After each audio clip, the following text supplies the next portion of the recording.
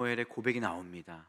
사무엘이 이제 은퇴를 앞두고 있었어요. 이제 은퇴의 시점입니다. 그리고 그 이스라엘 백성에게 자기가 여태까지 땀 흘렸던 모든 사역의 그 결말, 그 하나님의 말씀을 오늘 이스라엘 백성을 향해서 전하고 있는 것입니다. 기도는 사명입니다. 그래서 오늘 이 시간 여러분들 사명으로 이 자리에 오신 거예요. 기도는 쉽지 않습니다. 여러분들 기도하는 거 참 어려워요. 정말로 마음을 다해서 기도하다 보면 진이 빠지는 것을 우리가 쉽게 경험합니다. 그만큼 기도는 영적인 전투고요, 그리고 기도는 사명임을 깨닫게 됩니다. 오늘도 여름 성경학교를 앞두고 우리 타가부, 영유아부, 유치부 교사들 이렇게 오셨는데 오늘 그 사명 잘 감당하는 선생님 되시기를 주님의 이름으로 축복합니다. 앞자리에 이렇게 많이 앉으니까 조금 부담스럽긴 하고, 원래 이렇게 앞자리에 안 앉잖아요. 여러분들 제일 두려운 일이 뭐예요? 뭐가 제일 두려우세요? 많은 분들은 갑자기 통장에 돈이 떨어졌을 때 제일 두렵습니다. 그렇잖아요. 통장의 잔고가 보일 때가 있죠. 그러면 아이고, 빵꾸 나면 어떡하나 두려울 때가 있어요. 또 건강에 어려움, 갑자기 의사가 정밀 검사를 좀 받아야 되겠는데요 하면 가슴이 철렁하죠. 영적으로 우리가 사실 제일 두려울 때가 언제냐면 바로 기도가 되지 않을 때 여러분들 우리가 제일 두려워해야 합니다. 어떤 분들은 이렇게 얘기하는 분도 계세요. 목사님, 저는 기도하지 않아도 잘 될 때가 가장 두렵습니다. 참 지혜로운 것 같아요. 기도하지 않았는데 잘 돼요. 그것이 하나님의 뜻이 아닌 것 같아 보여요. 그럴 때 마음에 두려움이 있죠. 기도하지 않으면 우리 마음 가운데 두려움이 찾아옵니다. 신앙인의 삶이 그래요. 우리는 영적인 존재이기 때문에 기도하지 않으면 홀로 있는 느낌, 우리가 영적으로 무장해제된 기분을 경험하게 됩니다. 그래서 우리가 기도하지 않으면 우리의 영혼이 허전해져요. 왜냐하면 우리의 영혼에는 하나님만으로 채울 수 있는 그 빈 공간이 있거든요. 하나님이 계시지 않으면, 기도하지 않으면 우리의 영혼이 허전함을 느낍니다. 그래서 하나님이 아닌 것을 우리가 붙잡게 되는 거예요. 그러니까 기도하지 않으면 죄를 지을 수밖에 없는 이유가 무엇이냐면 우리의 영혼의 성령으로 하나님으로 가득 차지 못했기 때문에 그 빈자리에 하나님 아닌 것들을 붙잡고 하나님 아닌 것들을 세우게 된다는 것이에요. 기도 안 하면 우리의 영혼이 두려움에 빠지게 됩니다. 그렇죠? 그러면 다른 무언가를 붙잡아야 되는데, 그래서 우리가 기도로 하나님을 붙잡아야 한다는 거예요. 그래야 우리의 영혼에 참된 안식이 주어지게 된다는 것이죠. 여러분들 어떤 문제가 해결되는 것, 우리 신앙인에게서는 그것이 기도의 결과입니다. 기도의 응답이에요. 문제가 해결되는 것이 기도의 응답이에요. 그런데 더 그 응답이 이루어지기 전에 우리에게 무엇을 주시냐면 하나님께서 우리에게 기쁨을 주시고 평화를 주세요. 그래서 문제가 다 해결되지 않았는데도 하나님께서 우리의 마음 가운데 어떤 마음을 주세요? 평화의 마음, 화평의 마음. 하나님께서 우리에게 평안의 마음을 주십니다. 그래서 세상 것이 아무것도 바뀌지 않고 육신의 눈으로 보면 아무것도 보이지 않아도 우리 마음 가운데 믿음이 생기고 하나님이 역사하실 것 같은 마음의 믿음이 생기게 되는 것이죠. 그래서 우리가 이런 찬양 부르잖아요. 주위를 둘러보면 아무도 없는 듯 믿음의 눈을 들면 보이는 분 계시네. 보세요.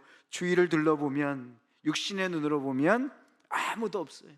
근데 기도하고 나서 믿음의 눈을 들면 하나님께서 역사하시는 것을 우리가 믿음의 눈으로 보게 되는 것 아닙니까? 그래서 여러분들 기도 응답의 첫 번째 결과는 무엇이냐? 바로 우리 가운데 주시는 하나님의 평안이에요. 하나님께서 무엇을 주신다고요? 평안. 상황은 하나도 바뀌지 않았는데 하나님께서 평안을 주세요. 그러면 우리 마음 가운데 그 평안을 붙드는 믿음을 허락해 주시는 것이죠. 응답은 그 뒤에 오는 거예요. 그래서 하나님께서 빌립보서 4장 6절 7절에 뭐라고 말씀하십니까? 아무것도 염려하지 말라. 오직 모든 일이래요. 적은 일이든 큰 일이든 사소한 일이든 모든 일에 기도와 간구로 여러분들이 구할 것을 누구에게 아뢰래요? 하나님께 감사함으로 아뢰래요. 맥주절의 믿음 아닙니까? 미리 감사하는 믿음. 하나님께서 역사하실 것을 바라보면서 미리 감사하는 것이죠. 감사함으로 하나님께 아뢰라. 7절 말씀입니다. 그리하면 기도하면 반드시 응답을 주시잖아요. 어떻게 하신대요? 모든 생각을 뛰어넘는 하나님의 무엇이요? 평강. 하나님께서 평화를 주시는 거예요. 샬롬을 우리에게 주시는 거예요. 세상이 알지 못하는 샬롬의 그 믿음과 그 확신을 우리에게 주시는 거예요. 그런데 이 샬롬이 어디로부터 온대요? 모든 생각을 뛰어넘는, 모든 논리를 뛰어넘는 거예요. 인간의 생각을 뛰어넘는 하나님의 평화. 우리의 육신의 눈으로 볼 때는 아무것도 바뀌지 않고 아직도 어려움과 고통이 내 앞에 산적해 있지만 그 모든 어려움과 고통들을 뛰어넘는, 인간의 생각을 뛰어넘는 하나님의 무엇을 주세요? 평화를 주세요. 평화를 주세요. 기도라는 것은 우리의 마음의 짐을 내려놓는 것입니다. 그렇죠? 일단 이 짐을 기도를 통해서 내려놓게 되면 어떻게 우리는 자유로워져요. 그리고 그 짐을 누구에게 맡기는 거예요? 하나님께 맡기는 거예요. 하나님께 맡기는 거예요. 하나님 손으로 갔으니까 이제 누구의 책임이 되는 겁니까? 하나님의 책임이 되는 거예요. 거기서부터 우리가 참된 자유함을 느끼는 거예요. 나의 문제인 것 같았으나 누구의 손에 맡기는 거예요? 기도를 통해서 하나님 손으로 갔어요. 그러니까 하나님께서 이제부터 어떻게 하시는 거예요? 하나님의 일이 되시는 거예요. 하나님께서 알아서 잘 처리해 주시겠지, 하나님께서 인도해 주시겠지 맡기는 것입니다. 그럴 때 우리 마음 가운데 주어지는 것이 뭐예요? 평안한 마음이에요. 참된 평화. 예수님도 그 십자가를 지시면서 하나님 아버지, 성부 하나님께 모든 걸 다 맡기셨잖아요. 겟세마네 골고다 언덕에서 그렇게 기도하셨어요. 눈물 뿌려 기도하신 다음에 어떻게 하셨어요? 하나님, 제 뜻이 아니라 누구의 뜻대로요? 하나님 뜻대로, 아버지 뜻대로 되기를 원하나이다. 그러면서 어떻게 하셨어요? 모든 것을 다 아버지께 맡기셨어요. 그리고 사명의 길을 넉넉히 걸어가셨음을 우리가 보게 됩니다. 그래서 기도가, 저는 아무리 생각해도 기도가 우리의 최선이라고 생각이 들어요. 기도는 우리의 최선인 줄로 믿습니다. 기도하지 않고 내 힘과 능력으로 몸부림치는 것이 최선이라고 생각했었는데 우리가 믿음으로 바라보면 바라볼수록, 살면 살수록 어떻게 해요? 기도가 최선이었구나, 기도하는 것까지가 나의 최선이었구나 라는 것을 깨닫게 됩니다. 기도한 다음에 어떻게 해요? 하나님께서 어떻게 그 일을 이루어 가시든 그것을 맡기고 그 다음에 신뢰함으로, 평안함으로 갈 수 있게 되는 것이죠. 하나님께서는 기도하는 자에게 참 평안의 마음을 주십니다. 그리고 그 다음에 전개된 모든 것들은 누구의 뜻이에요?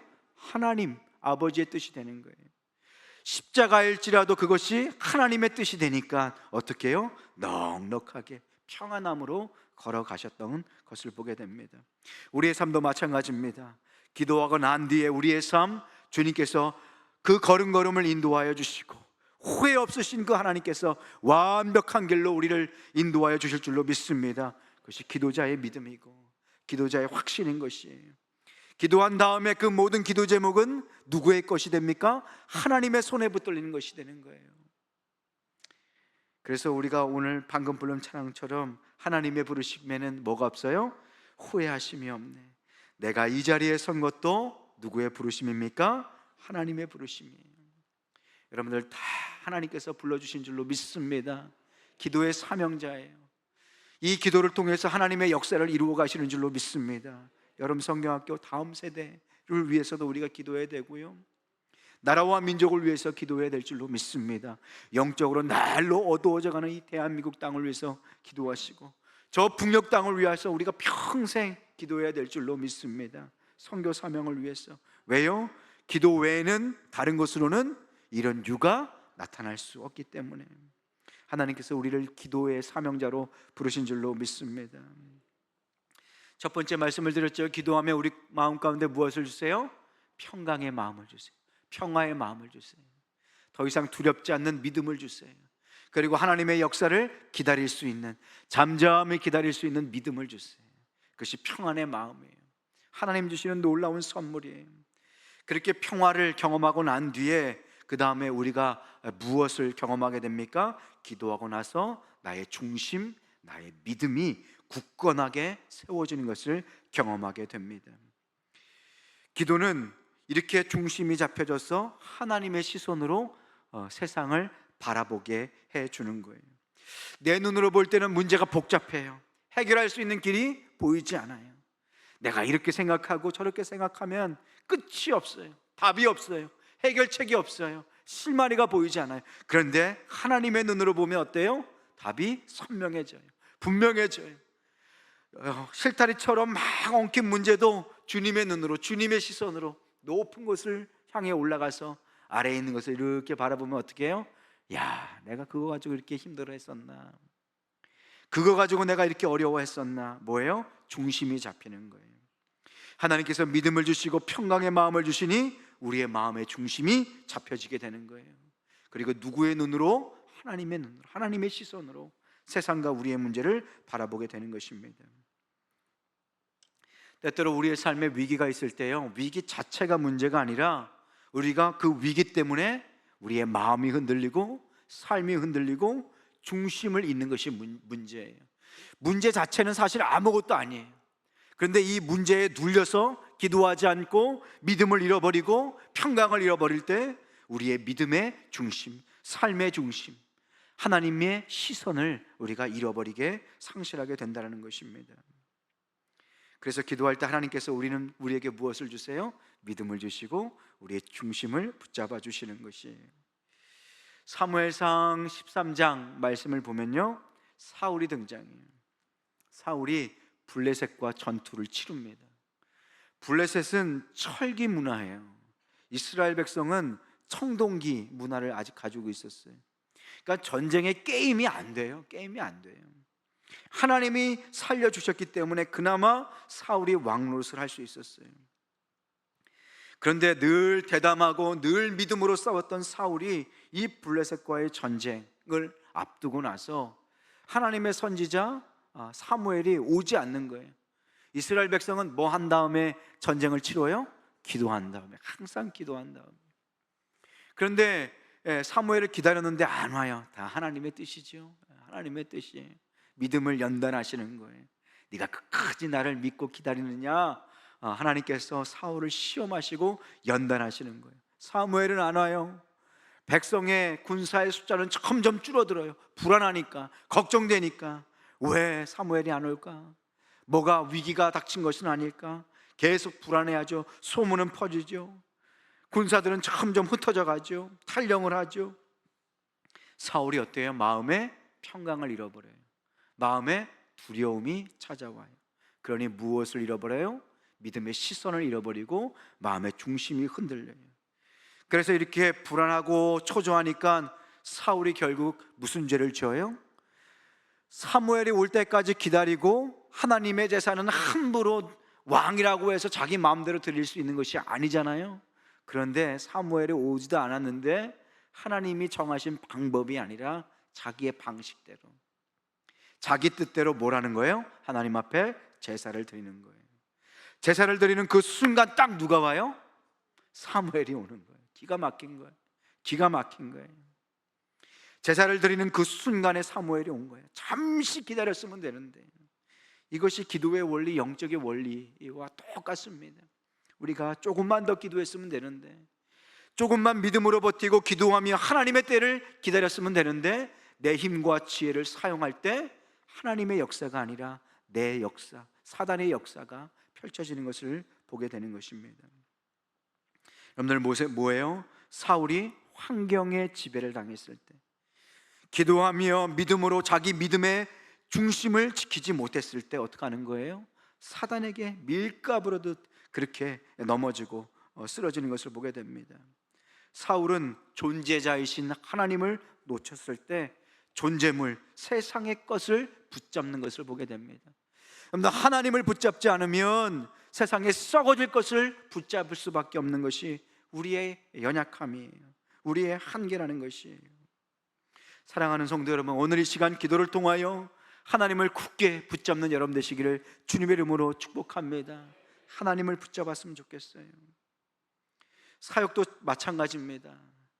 목회자가요, 성도님을 사랑하고 섬겨야지 성도를 두려워하고 무서워해서는 하나님의 말씀을 제대로 전할 수가 없어요.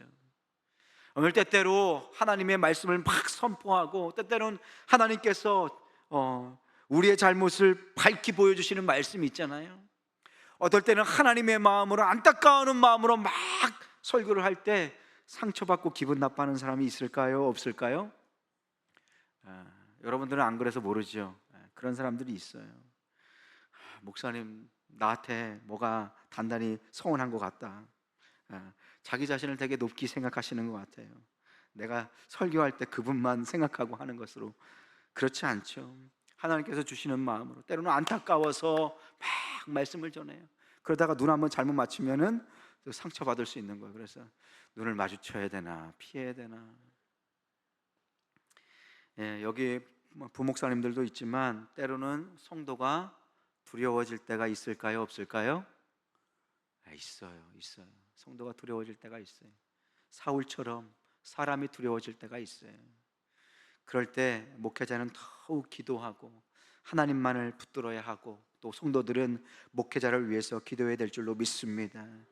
하나님의 말씀을, 하나님의 음성이 선포될 때 하나님의 권위로 받을 수 있는 마음을 달라고, 사람의 소리가 아니라 그 목사님을 위해서 기도할 수 있으셔야 합니다. 우리가 세상을 무서워해서는 안 됩니다. 우리가 기도를 통하여 하나님을 더 크게 봐야 합니다. 하나님 안에서 안심하는 마음, 하나님 안에서 평강을 누리는 마음을 달라고 기도하셔야 합니다. 아니면 항상 세상에 끌려가게 돼요. 기도하지 않으면 우리가 사람에게 집착하고요, 사울처럼 기도하지 않으면 우리가 환경에 집착하는 것을 보게 됩니다. 목회자도요, 기도하지 않으면 사람에게 집착해요. 사람을 의지하게 돼요. 여러분들도 마찬가지예요. 내가 주님을 의지하지 않으면 사람에게 집착하고 사람을 의지하고 네트워크에 의지하는 것을 보게 돼요. 거기에 너무 몰입하는 것을 보게 돼요. 노예가 되어버리는 것이죠. 하나님하고 소홀해지면요, 사람에게 오버합니다. 사람을 의지해요. 그런데 하나님 앞에 중심이 딱 서 있으면요, 사람에게도 담대할 수 있어요. 사람을 무시하는 것이 아니라 사람에게 담대하고 참되게 그들을 섬길 수 있게 되는 것입니다.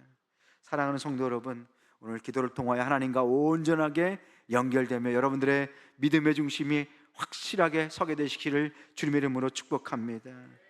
기도할 때 우리는 우리의 믿음의 페이스를 잃어버리지 않고 하나님과 동행할 수 있게 되는 거예요.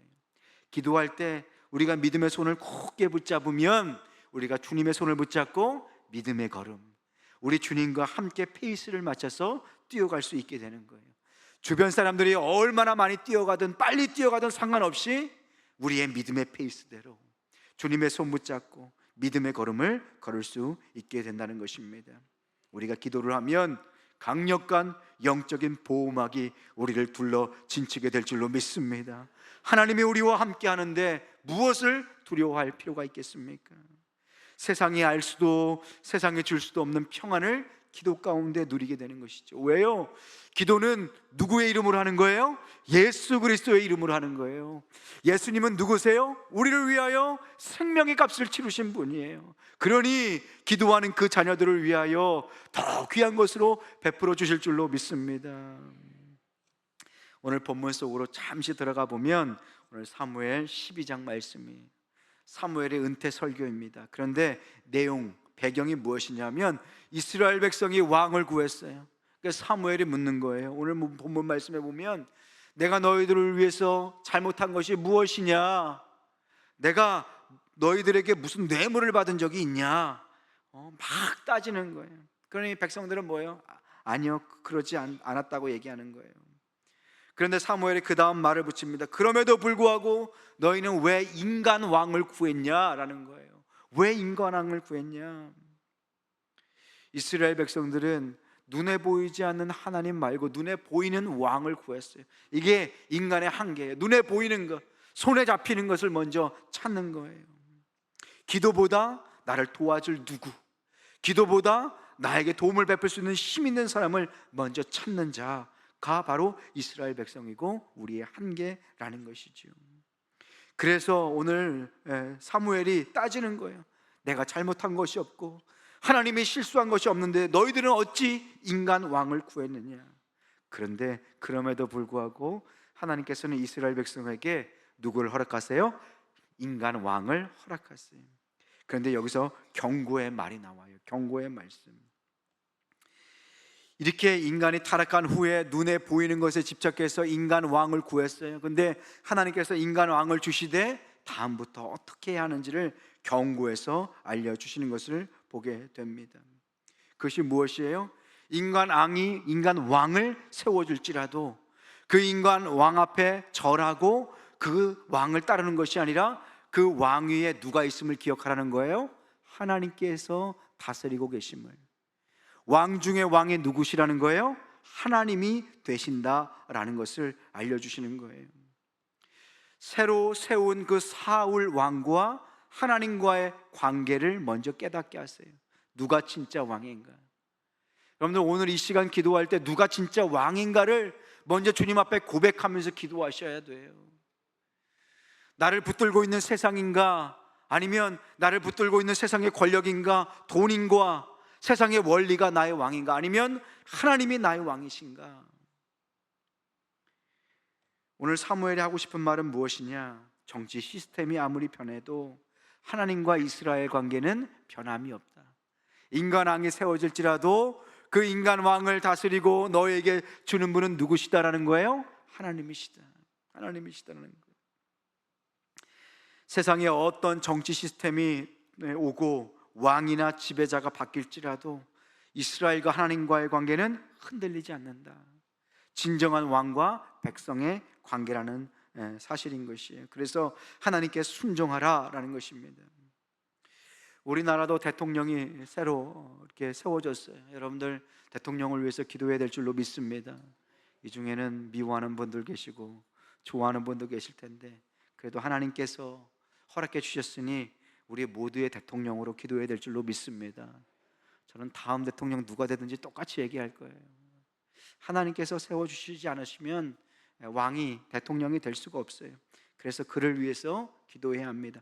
다만 그가 하나님 앞에 겸손하게 엎드릴 수 있도록, 하나님 대신 하나님 노릇하지 않고 교만하지 않고 역사 앞에 하나님 앞에 겸손할 수 있도록 우리가 깨어서 기도해야 될 줄로 믿습니다. 어떤 대통령을 세워줬든 이 나라의 주인은 대통령이 아니라 내가 아니라 누구십니까? 하나님이세요. 하나님. 그래서 우리가 사명자인 거예요. 나라와 민족을 위해서 우리가 깨어서 기도해야 될 줄로 믿습니다. 이 나라가 일제치하의 6.25 전쟁 가운데 그 수많은 환난과 고통 속에서도 하나님께서 지금까지 왕이 되어 주셔서 인도하여 주신 줄로 믿습니다. 위기의 때마다 교회가 기도했어요. 오늘날 우리가 기도해야 될 줄로 믿습니다. 정말로 이 땅의 교회가, 안타까운 것은 최근에 목사님 두 분이 검찰 조사를 받고 또 이렇게 교회에 와가지고 사무실을 다 그렇게 했다고 그래요. 너무 가슴이 아파요. 좀 더 영적으로 깨어서 기도해야 될 줄로 믿습니다. 아무리 독재 치하에서도 제가 분명하지 않은 목사님을 건드리지 않았는데 다 정권이 세워지고 나서 지난 정권 파헤치고 마녀 사냥하고 그러지 않고 좀 나라와 민족을 위해서 애쓰고 좀 눈물로 기도하는 사람들이 되었으면 좋겠는데, 여러분들 우리나라와 민족을 위해서 기도해야 될 줄로 믿습니다. 우리 대통령님이 정말로 주님 앞에 서서 쓰임 받을 수 있도록 기도해야 될 줄로 믿습니다. 그럼에도 불구하고 우리가 낙심하지 말아야 될 것은 이 땅의 주인은 누구시다? 하나님이시다. 하나님이시다. 김장한 목사님, 또 여의도 순복음교회 이영훈 목사님, 참 교회가 또 사랑의 교회도 그렇고 이제 앞으로 교회가 조사를 많이 받을 거예요. 여러분들 깨어서 기도했으면 좋겠고, 이것은 하나님의 어떻게든 하나님의 뜻이 우리의 기도 가운데 이루어지도록 누구를 비난하고 정죄하는 것이 아니라 이 모든 상황 가운데서도 하나님의 뜻이 이루어지고, 교회가 잘못한 것이 있으면 회개하고, 또 교회가 하나가 되어서 정죄하고 손가락질하는 것이 아니라 함께 기도하라고 하나님께서 우리에게 기도의 제목을 주신 줄로 믿습니다. 사무엘상 12장 23절 말씀에 보니까 사무엘이 결국은 이렇게 고백해요. 함께 읽겠습니다. 시작. 나는 너희를 위하여 기도하기를 쉬는 죄를 여호와 앞에 결단코 범하지 아니하고 선하고 의로운 길을 너희에게 가르칠 것인지. 네, 사무엘이 뭐라고 고백해요? 내가 너희를 위하여 어떤 죄를 범치 않는데요, 기도하기를 쉬는 죄를 여호와 앞에 어떻게 해요? 결단코 범하지 않겠다. 성도들의 사명이 무엇입니까? 왕이신 하나님 자녀의 사명이 무엇이에요? 우리가 기도하는 것이에요. 나라와 민족을 위해서 기도하고, 어렵고 힘든 사람들을 위해서 기도하셔야 합니다. 여러분들 눈을 감으면 우리 교회의 지체의 기도의 제목이 어느 정도는 떠올려지셔야 돼요. 그것이 여러분들 건강한 영혼의 상태입니다. 나만을 위해서 기도하는 것이 아니라 나라와 민족, 그리고 우리가 파송한 선교사님의 기도, 그리고 우리 교회에서 힘들고 어려운 사람들의 기도, 내 목장 식구의 기도가 마음 가운데 울려 퍼져야 돼요. 그것이 살아있는 영혼의 아름다운 모습, 자연적인 모습인 거예요. 그래서 사무엘은 뭐라고 말합니까? 내가 너희를 위하여 기도하는 죄를 범하지 않는다. 왜냐하면 이 기도가 너희를 살리는 생명이기 때문에. 이 땅에 왕을 세워줬지만 그 왕 중의 왕 하나님을 향하여 기도하는 것이 얼마나 중요한지를 사무엘은 알았다라는 거예요. 그래서 예수님 믿는 우리 성도들의 사명이 뭐예요? 기도하는 것, 하나님 앞에 기도하는 것. 기도해야 하나님의 뜻이 이 땅 가운데 우리를 통하여 나타나고 드러나게 될 줄로 믿습니다. 하나님이 우리의 왕이시며 구원자다. 바로 우리의 신앙의 고백이에요. 오늘 하나님의 자녀가 이런 정체성을 분명히 갖고 있어야 합니다. 사무엘은 이 기도를 어디로부터 배웠을까요? 아마 어머니 한나의 기도를 통해서 배웠을 거예요. 한나는 불임으로 오랫동안 고통을 받았어요. 그런데 하나님께서 그 한나의 눈물의 기도를 들으시고 누구를 선물로 주셨어요? 사무엘을 선물로 주셨어요. 한나는 하나님의 역사와 능력을 경험했어요. 그리고 그 사무엘에게 늘 기도하며 그 아들을 하나님께 보낼 준비를 했어요. 여러분들 뭐예요? 사무엘은 누구를 통해서 기도를 배웠어요? 한나, 어머니 한나를 통해서 기도를 배운 거예요. 사랑하는 성도 여러분, 우리 부모가 먼저 자녀들을 위해서 기도해야 될 줄로 믿습니다. 사무엘은 이 눈물의 기도, 기도시는 것이 죄다라는 사실을 어머니로부터 배운 거예요. 왜요? 어머니가 매일마다 눈물 뿌려 기도했기 때문에. 자녀를 위하여, 나를 위하여, 나라와 민족을 위하여, 하나님을 위해서 눈물 뿌려 한시도 쉬지 않고 기도했기 때문에 사무엘은 알았던 거예요. 야, 그렇구나, 기도하는 것이 죄가 될 수도 있구나, 기도하는 것이 죄구나 라는 사실을 알았다는 거예요. 사랑하는 성도 여러분, 우리가 쉬지 않고 나라와 민족을 위해서 기도할 수 있기를 주님의 이름으로 축원합니다. 왜 기도하지 않는 것이 죄인가? 첫 번째는요, 하나님을 무시하기 때문에 그래요. 하나님을 무시하는 것이기 때문에. 여러분들, 어떤 분이 이런 얘기를 하더라고요. 할아버지가 아들하고 통화를 했어요. 근데 손주가 있어가지고 손주 목소리 듣고 싶을까요? 안 듣고 싶을까요? 듣고 싶어 하시죠. 그래서 본인 아들이랑 통화하면서 손주 목소리가 저기서 꽥꽥거리는 거 들리길래 손주 좀 바꿔봐라 라고 했더니 그 이제 소리가 스피커폰으로 손주에게 들린 거예요. 이제 3살짜리 4살짜리 이제 말을 막 하는 그 애가 들었어요.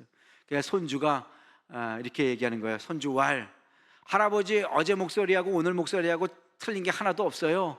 바꿔줄 필요가 없어요 라고 얘기하는 거예요. 그래서 할아버지가 참 너털 웃음을 했다. 뭐예요? 할아버지는 누구의 목소리를 듣고 싶은 거예요? 손주의 목소리 듣고 싶은 거예요. 우리의 기도도 마찬가지입니다. 하나님께서 우리의 목소리, 우리의 기도를 지금도 기다리시는 줄로 믿습니다. 기도하지 않는 것은요, 하나님을 무시하는 거예요. 왜요? 하나님께서 지금 우리의 기도를 기다리시기 때문에. 여러분들, 기다리시는 것 주님 앞에 마음껏 기도할 수 있기를 소망합니다. 하나님은 우리의 기도를 들으시고 우리의 목소리를 듣고 싶어 하세요. 여러분, 사랑하는 사람의 목소리 듣고 싶으세요? 들으면 짜증이 나세요? 짜증이 날 때도 있겠죠, 그죠? 근데 하나님은 누구의 목소리를 듣고 싶어 하세요? 우리의 목소리를 듣고 싶어 하세요. 마치 할아버지가 손주의 목소리를 듣고 싶어 하는 것처럼 오늘 그 우리의 목소리를 기다리시는 그 하나님 앞에 마음껏 기도했으면 좋겠습니다. 우리가 그렇게 기도할 때 우리는 하나님의 뜻을 분별할 수 있어요. 하나님의 뜻을 알려주세요. 그래서 그 뜻 가운데 우리 마음 가운데 참된 평안을 주십니다. 여러분들, 오늘 이 시간 여러 가지 문제를 가지고 왔지만 하나님께서 주시는 평화를 맛보셨으면 좋겠어요. 그리고 하나님께서 평화를 주시기 전까지는 제가 이 자리에 떠나가지 않겠습니다. 결단하면서 기도하셨으면 좋겠어요. 하나님께서 반드시 그 약속, 그 평강을 우리에게 주실 줄로 믿습니다. 그리고 우리의 중심을 바로 지키셨으면 좋겠어요. 혹시 세상 가운데 끌려가는 것들은 없는지, 세상 가운데 굴복하고 무릎 꿇는 부분들은 없는지 여러분들 바라보시면서 여러분들의 삶의 중심을 주님 앞에서 기도로 세워갈 수 있기를 소망합니다. 오늘 사무엘은 기도를 쉬는 죄를 범하지 않았다라고 그래요.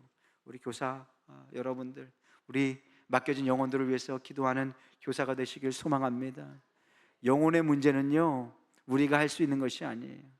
목사가 아무리 훌륭하고 뛰어나고 신방도 잘하고 설교도 잘해도 그 능력 때문에 사람이 변화되는 것이 아니에요.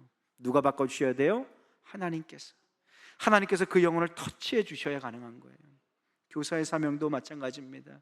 우리가 교사는 기도를 쉬는 죄를 범하지 말아야 될 줄로 믿습니다.